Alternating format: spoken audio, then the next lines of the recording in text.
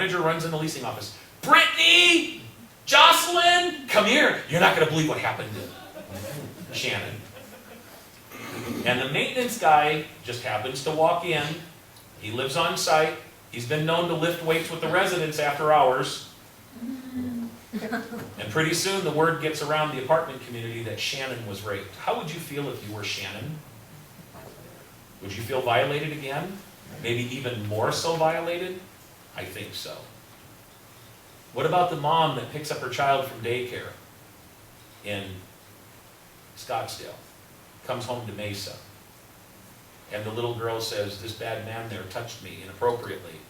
And the same scenario gets all around the apartment community what happened. Should the officer really have discussed that? Can you evict the mother because her child was a victim? Absolutely not. There are going to be some occasions where we're just simply going to have to say, I'm sorry, I can't tell you. This might be a little more common. Let me ask you guys a question. We're going to do an honesty test here. How many of you have ever had a disagreement with your significant other? The rest of you are lying. Okay, let's go a little bit further in the honesty test. How many of you would honestly be able to say, yeah, the last time was my fault? Good for you. Good for you. I like that. I want you guys to think of a time where you did something really stupid, radically embarrassing. I mean, you're really ashamed it happened. I'd like you to share it with the class. I don't think you'd like to do that. Of course not.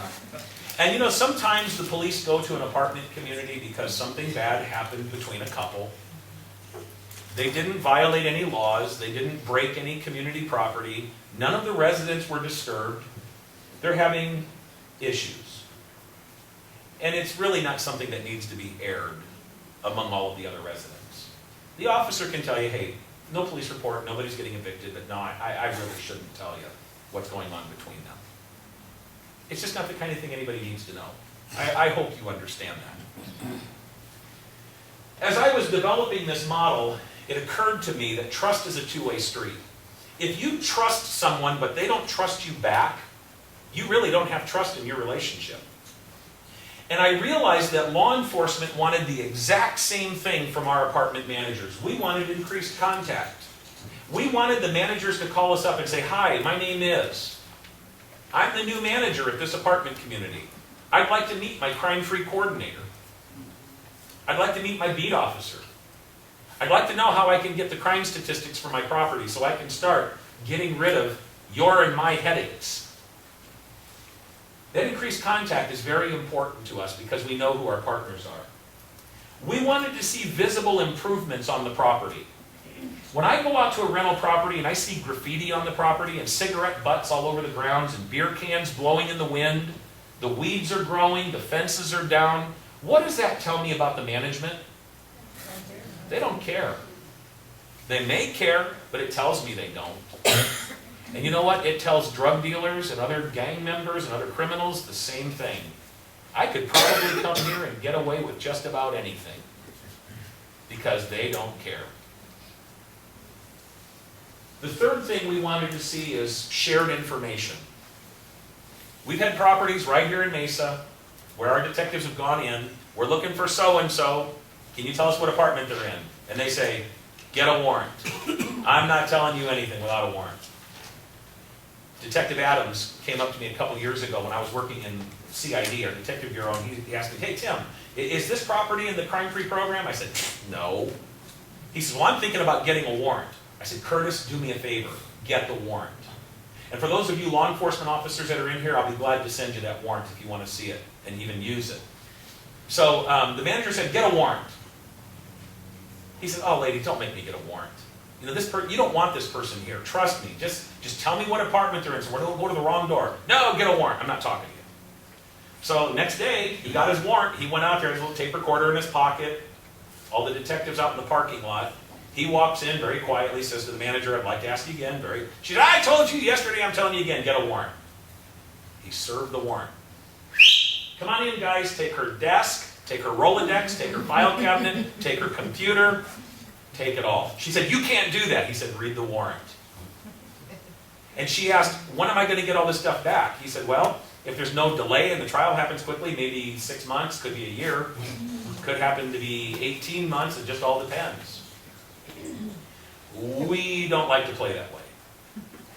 Now, you guys are probably thinking in your mind, privacy laws, privacy laws. Well, yeah, there's something called the Fair Credit Reporting Act. You guys have heard about that.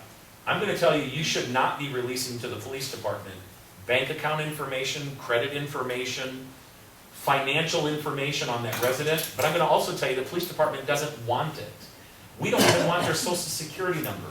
All we want to know is their name and their date of birth. That's all we want to know. Now, we might want to know what apartment they're in if we don't already know that. We'd like to know what kind of a vehicle they drive. If you can tell us the license plate number or where they work, that's great information. And it really helps us out in law enforcement because if we know where they work, we don't have to arrest them at your rental property. You don't want the helicopter circling your property with the light and the SWAT team, and you don't want the dogs at your property. We would rather, especially if you're in crime-free, we would much rather arrest them at work. Now, if you're not in the crime-free program, oh yeah, we might like to see you on the 6 o'clock news. Absolutely. And then you'll want to join the crime-free program. We had a very unfortunate situation. True story. We had a guy who was a maintenance man going into the individual apartments, and he was rustling through their underwear drawers, the ladies' drawers.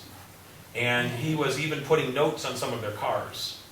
And several of the residents, this was up at Stapley and Southern, several of the residents said, I think somebody's been in my apartment. Absolutely not. We've got the strictest key control. Well, one of the residents set up a camera, a hidden camera in her apartment, and she caught the maintenance guy going through her underwear drawer. Obviously, he was terminated from his employment immediately. About 2 months later, we saw Jason, that was his name. I don't know why. Every person I've ever met named Jason, they wear a hockey mask and got a butcher head, you know? But we saw Jason on the front cover of the apartment magazine, hosing down the swimming pool area. And the manager calls up and says, what's he doing out of jail? What's he doing working in the apartment industry? Anyway, he was working at another apartment community as a maintenance man. Well, it turned out he had an outstanding warrant because he didn't show up for court. And so they find him on the apartment magazine cover, and they know where he's at, and it said the model on the photo was this Jason guy. And they're like, now did he really go into modeling, or is he like really truly a maintenance man? It's like, well, and they call the property and they go, no, he's not a model. He's actually our maintenance guy. It's like, oh. So police went out and they had to arrest him. Unfortunately, we couldn't arrest him at work, off-site, because he worked on-site. And it was a crime-free community.